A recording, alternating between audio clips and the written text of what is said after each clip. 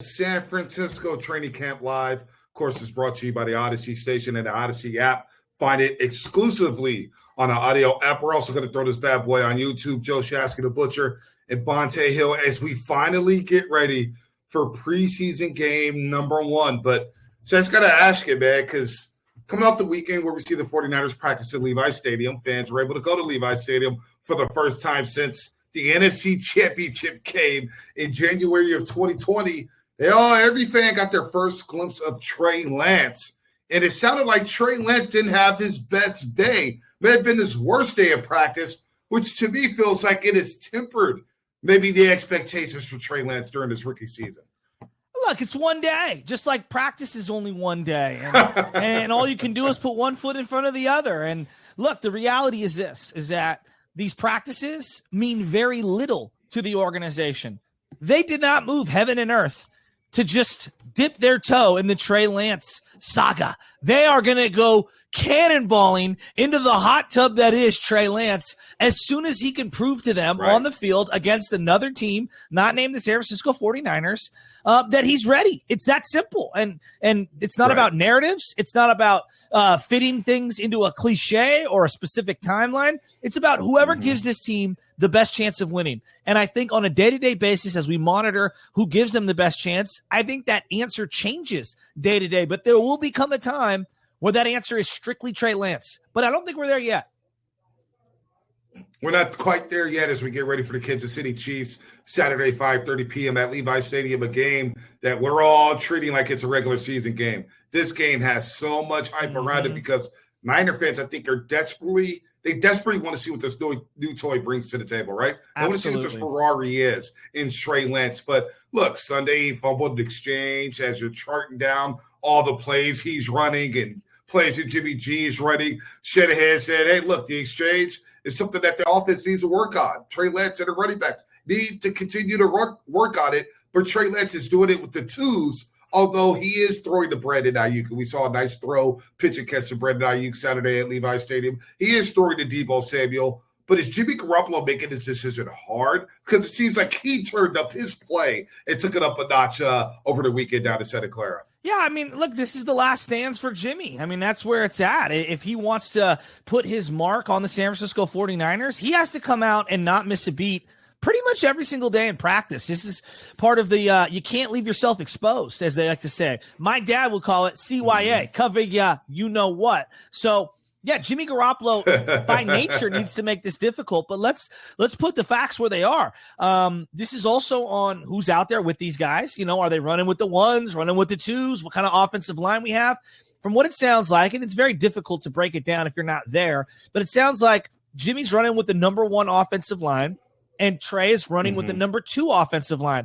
Outside of, honestly, outside of wide receiver, the biggest drop-off from the 1s to the 2s might be offensive line on this team. And the biggest mismatch on the entire roster might be the second unit defense against the second string offensive line. So it's no wonder that Trey was struggling by everybody's accounts. And I expect this to bring the best out of Jimmy. Jimmy's a competitor. He's not dead yet. Like, he's a professional. And if he learned at the feet of Tom Brady the way we all have anointed him to do so, you would think he would have a right hook ready to go for this training camp.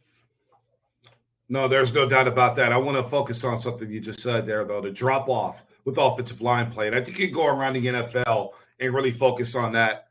The backup offensive lineman, it just stinks at this level. It stinks in the NFL. We saw the Kansas City Chiefs try out 2 tackles that hadn't played all season long, and they got destroyed in the Super Bowl. There's just not too many quality backup offensive linemen. Good point. Also, you look at the Green Bay Packers in the NFC Championship game. Bakhtiari goes out. Oh, well, you know what? Aaron Rodgers is running for his life. So depth on the offensive line is always going to be an issue, especially in the NFL. But to your point, the Niners defensive line they got like 11 dudes. They are stacked. And we still haven't even seen Nick Bosa practice. We see D Ford in a limited capacity, and they say D Ford looks really, really good right now on that defensive line. You see Arden Key take a shot at the Raiders saying, I'm in the right spot. Chris Kosaric is coaching him up. So the second string defensive line is having their way. Yet that's what makes it more impressive that Trey is doing what he's doing in practice because of the line he's playing behind.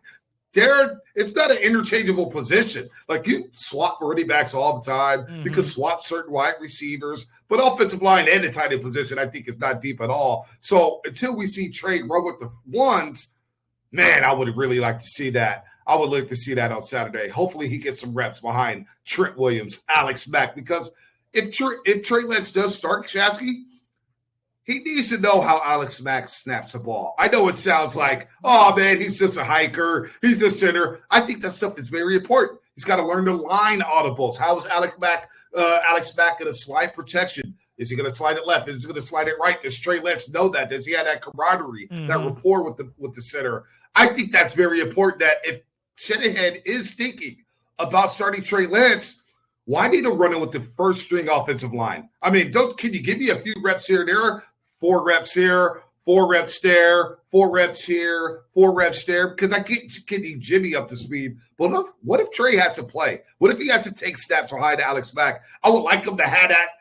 I would like him to be comfortable doing that and not just throw him in there where he's never taken a snap with Alex Mack. Well, I think you make up a great point regarding the center. I mean, part of why they lost the Super Bowl was strictly because Weston Richburg got hurt, and they were playing a bunch of guys at that position who were understudies at best. I mean, we're talking 3rd, 4th stringers that shouldn't even have been in the league. So you hit on a lot of points there. Right. Continuity is extremely important. Part of the reason why Alex Smith never really truly developed was he didn't have continuity on the line. Didn't have continuity in the offensive coordinator booth. Didn't have continuity with the weaponry around him.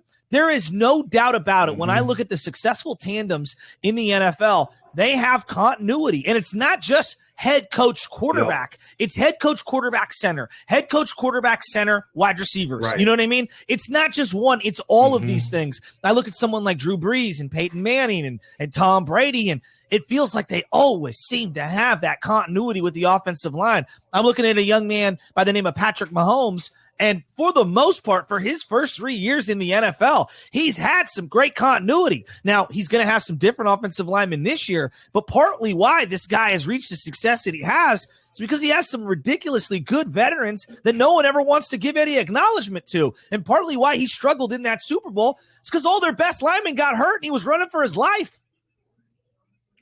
Right. No, that's a great point. It's an excellent point. We see this in Super Bowls. We saw this with the great Tom Brady against Philadelphia. When the Philadelphia Eagles won their one and only Super Bowl, Tom Brady ran for his life. When you don't have good offensive line play, you will suffer, and your quarterback won't have time to throw. They'll be running for their lives. And even the great Pat Mahomes looked human on Super Bowl Sunday, partly due to the offensive line. But, I mean, it was the truth. It was like, man, Pat Mahomes is just out there. He's getting beat up. He's getting beat up because the guys up front. That's why I think guys invest big money, or teams, especially championship caliber teams, they invest big money in offensive line play because there's nothing like protection when it comes to passing, and it's not like getting that running game open and getting those holes blown open. But you also got to win from the pocket, man, and that's where I want to see Trey Lance. Trey Lance in the pocket in this first NFL game Sunday. What are the realistic expectations for a guy we've seen play one time in the last 2 years? Like, what are we expecting when we drive down to Levi Stadium and watch Trey Lance take snaps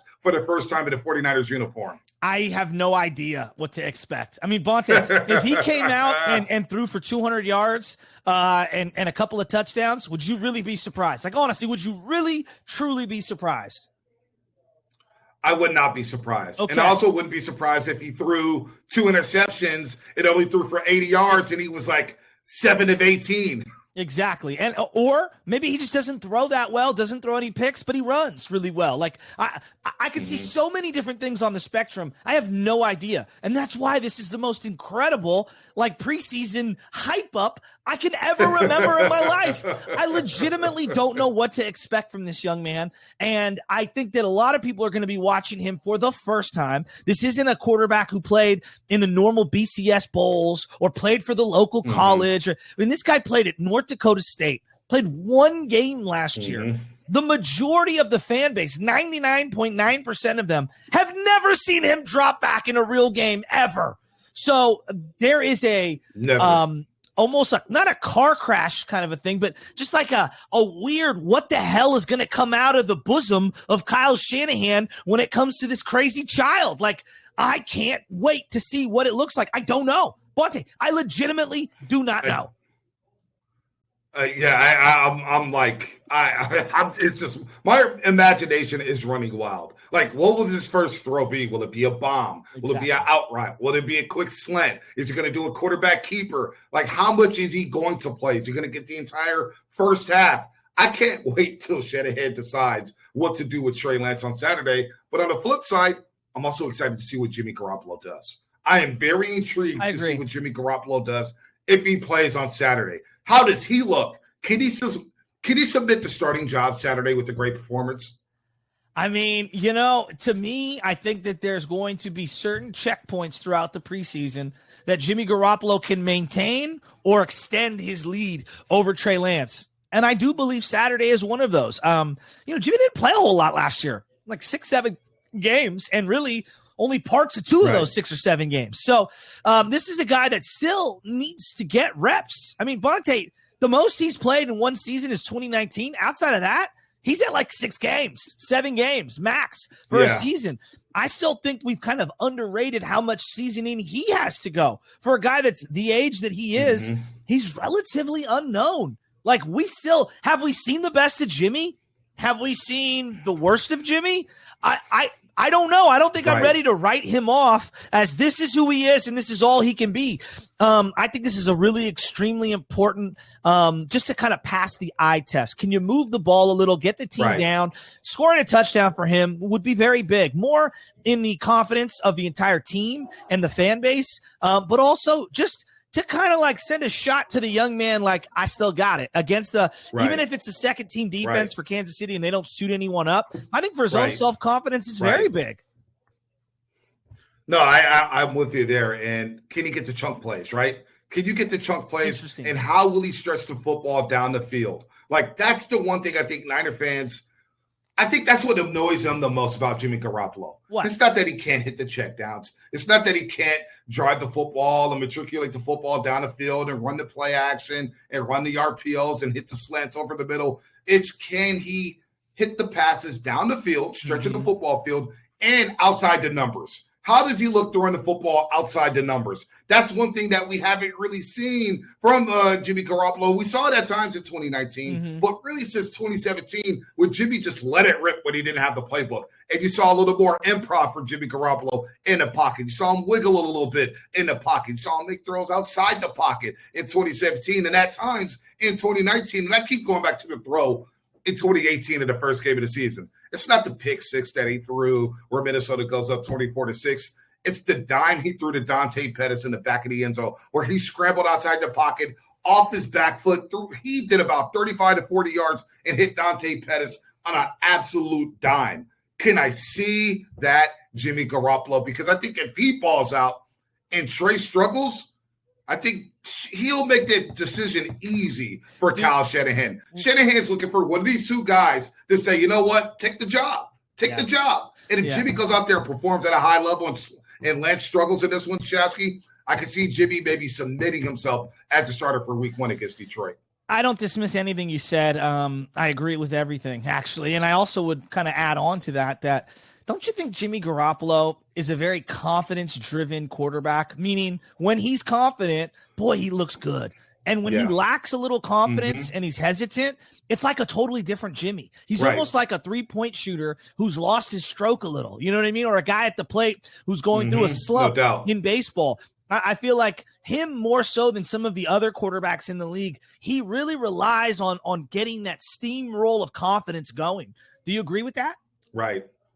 Yeah, absolutely. He's got like the Chuck Knobloch disease, right? He gets the yips at time in the pocket where he holds onto the football, and he just throws it away, or he throws the no throw. Maybe Chuck Knobloch is a little too strong there. But yes, he needs that swagger. With Jimmy, every time Jimmy scrambles and he gives you the little first down, I'm like, okay, Jimmy's got that swag. We saw it in 2019 against Cincinnati. We saw it last year in New England, where that first drive, goes third down, he scrambles out, he gives you the first down marker, boom, next thing you know, the Niners score a touchdown, and they blow out the Patriots at Gillette Stadium.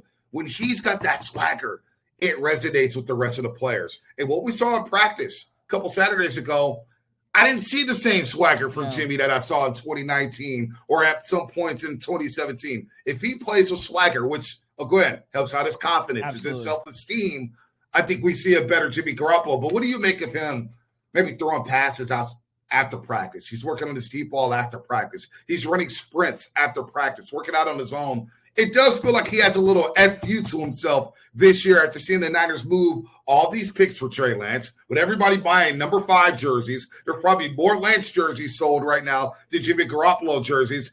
I feel like he's got a little more FU in him. And you know what? I'm glad, because I think it will bring out the best in Jimmy for however long we see Jimmy in 2021. Yeah, I'm with you. I mean, I would like to see him, but he has to be true to himself, though, B. Like, that's the one thing. Like, nothing is worse than someone who's not themselves but pretends to be. I'm not saying that's what's happening in this case. I would like to see him let it all loose. Look, we are hypersensitive, and we've done every single one of these training camp lives regarding the San Francisco team about the quarterback. And we've touched on other areas. Why are we not talking about this defense? Because whoever is under center for this team at quarterback is going to rely on field position and this dominant defense getting 3 and outs in one of the toughest divisions in football. Do you think the defense is flying under the radar with all this quarterback talk?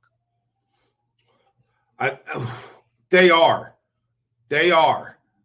And I think there is some question marks, though, and we should be putting more focus on the defense because there's a first-year defensive coordinator, D'Amico Ryans.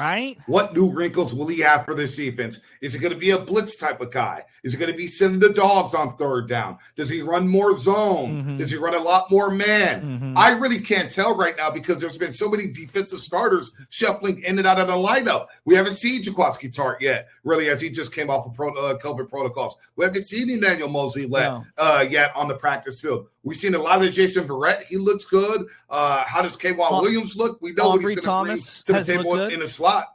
Aubrey Thomas, he's looked good. But Lenore in Oregon, there's been some question marks about him. And look, outside of rookie quarterbacks, we don't trust rookie cornerbacks whatsoever in the league. Rookie corners in the NFL usually struggle because quarterbacks look that way and say, oh, that's a rook.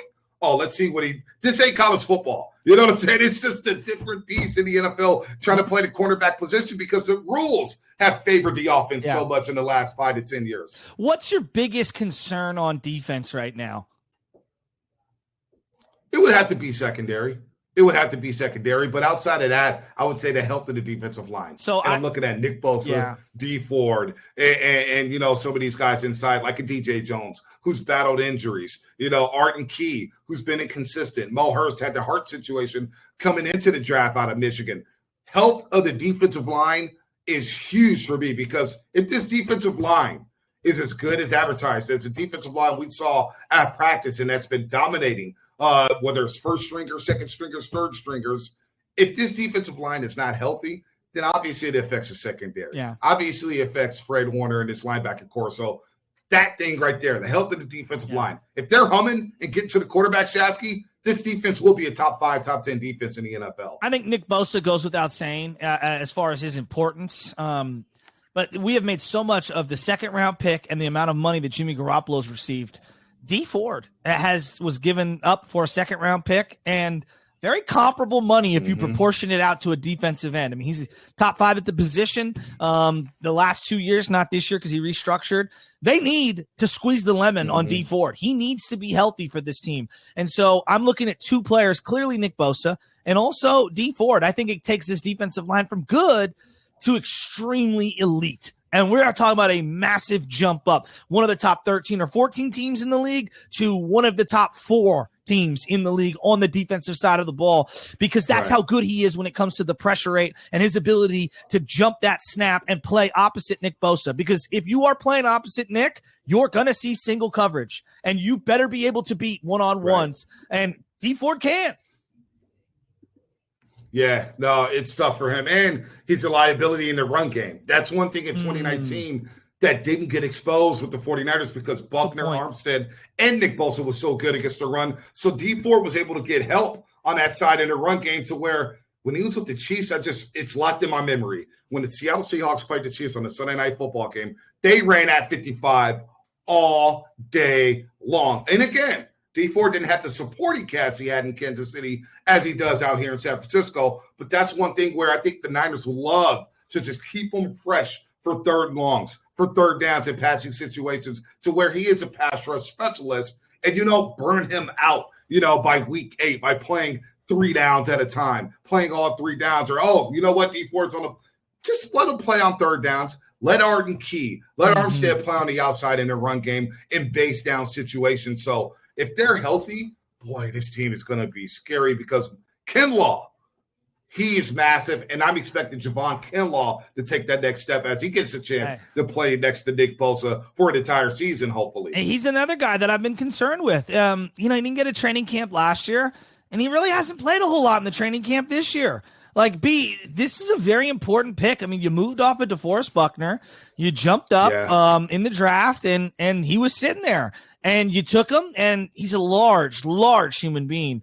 But I'm a little concerned that we haven't seen a lot of Javon Kinlaw because, that's a massive, massive hole. He took big strides in season last year. What is he in year 2? I expect elite players to take quantum leaps from year 1 to year 2. And I'm just not sure if he's going to get the chance to really show that in practice. Yeah, no, I'm with you there. I 100% agree there. Something we could spend maybe just a minute on it. Nobody ever talks about it. But Friday night, and I'm sitting there in the lab, and I'm getting my guru on, just kind of thinking about the 49ers roster and how the season's going to play out. And one thing that we haven't really talked about, because it's boring, it doesn't get the clicks, nobody really cares until they get on the field and they do something wrong or they commit a mistake, and that's the kicking game. Where's Robbie Gould at, and where's Mitch Wisnowski at? Because one thing Wisnowski, as he was drafted in the 3rd round, a lot of people made a big deal about a punter being drafted in the 3rd round. I need great punts from him this year, and I need his kickoffs to go through the end zone. And then where's Robbie Gould at? You know what I'm saying? Robbie Gould's getting up there in age, and in today's NFL, the margin for error is so thin, so thin. All these games are coming down to the last possession, it feels like, especially in the last 5-6 years, as we see a lot more parity in the NFL. The kicking game, to me, is going to be important. I know it's a boring thing to talk about, and who knows what's going on through my head on a Friday night when I got baby Chaz in the crib and Anna's chilling and we're watching movies. But for some reason, I start thinking about the kicking game. This is big for Robbie Gould, man, because I feel like a lot of people are kind of down on Robbie Gould because of the length of his kicks. Like, can I trot out Robbie Gould for a 53-yard field goal? I don't know. Yeah, it's a great question. I'm not sure where he's at. The Niners have done a great job for about 10, 12 years squeezing the lemon on a lot of these older kickers. Like, they really have. Phil Dawson, Akers, obviously Gould. Like, they've done a really good job of finding value because it is an important position you don't think about until the individual doesn't hit kicks. You know what I mean? So this is really important. Just watching him in practice, I was shocked. He kicked a couple into the end zone, into the back of the end zone. Wisnowski has a massive, massive foot, but he's been inconsistent, if we're being honest. I mean, a squib kick here, a deep ball there. You got to be really good. And I think one of the hallmarks when Nedney and Andy Lee were there is they were just very consistent. You don't have to be Mr. 55-yarder, but are you clutch between 30 and 45 yards? That's the thing that Phil Dawson absolutely was, and guys before Robbie Gould. And Robbie Gould's been pretty damn reliable for this team. But, you see it all the time. Like Vinatieri last year. He was just done. That could happen to an older kicker. So he's got to stay healthy, no question. Right. No doubt about that. Hey, real quick, before we move on to Saturday's game, or actually something I want to touch on before we get out of here. This Saturday's a return to the fans inside of Levi Stadium. They got a glimpse of practice on Saturday. Joe, you have season tickets.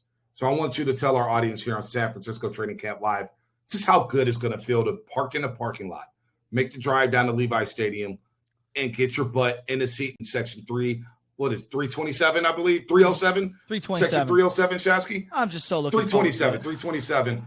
Yeah. I mean, just think about what the fans are thinking. We're going to get live football back in the Bay Area for the first time in a couple seasons. I mean, you got to remember this team finished the season last year in Arizona. They weren't even in the state of California. It has been so long since fans have been able to embrace this team. I mean, a real game. You're going back to January of 2020.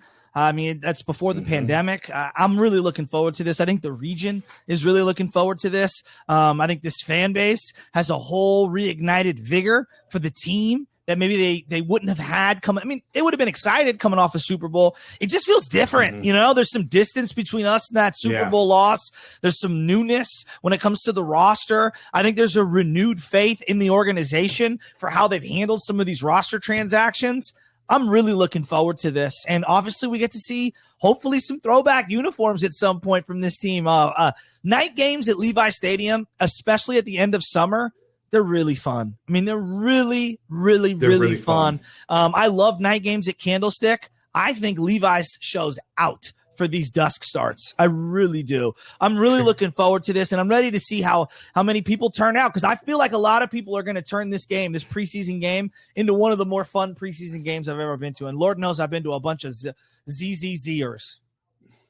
Yeah, this preseason slate is pretty fun, right? You get the Chiefs week 1 of the preseason. Hopefully we see a little Mahomes. Week 2, they're down in LA scrimmaging against the Chargers, and then they'll take on the Chargers and Justin Herbert and go against him in practice, of course. And then week 3 is the old battle of the Bay, but the Raiders, who are now in Las Vegas, they make their way back up to Northern California, which should be a lot of fun at Levi Stadium for the third and final preseason game. So looking forward to that. I would ask you about players you're looking forward to the most on Saturday, but let's save that for Friday when we touch back down here in Training Camp Live at high noon. We'll do that Friday as some of the players outside of Trey Lance, you know, guys we're looking forward to watching there on Saturday who could possibly steal a roster spot. But John Lynch got inducted into the Pro Football Hall of Fame over this past weekend in Canton, Ohio, put on his gold jacket. And poor John Lynch, he had to follow up Peyton Manning in that great speech Sunday evening. But John Lynch, a Hall of Famer as a GM. And you know what? We all remember the thumper that he was with Tampa Bay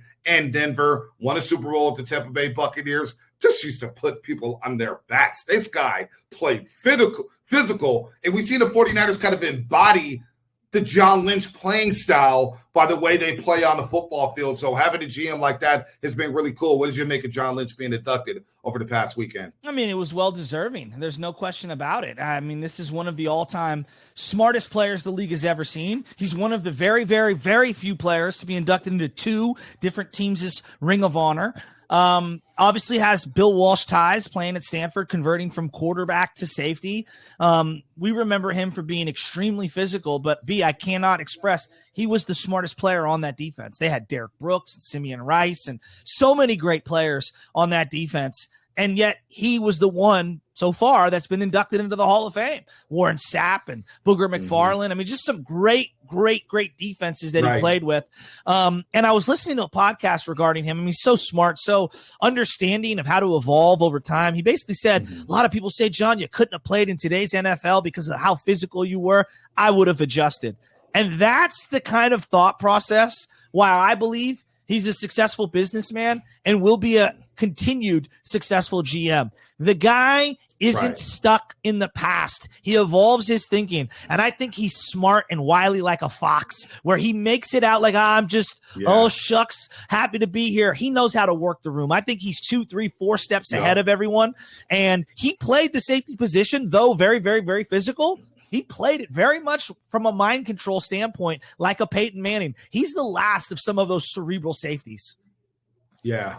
Well said, Shasky. Well said there. And look, he's made shrewd moves as a GM of the 49ers. He just moved a lot of first-round picks. They go get Trey Lance. He moved a second-round pick to bring in Jimmy Garoppolo. We saw him wheel and deal in his first-ever draft as a GM of the 49ers when they traded back one spot to select Solomon Thomas, and he moved back up into the draft to select Reuben Foster. This guy is a gambler. He will make moves, and he is smart. If you see him on the practice field, he is very, very transparent. So we'll do this again Friday, high noon, San Francisco Training Camp Live. Thanks to Evan Giddings for producing this bad boy. Joe Shasky, love you as always. I'll see you on the morning roast at 6 a.m. right here at 95.7 The Game. Find this podcast. Find this on the Odyssey app, exclusive on the Odyssey app. It's going to be a lot of fun, baby. We're nearing week 1 preseason. Trey Lance, 49ers debut happening on Saturday, but we got one more Training Camp Live episode right before that game, Friday, high noon. Take care, everybody.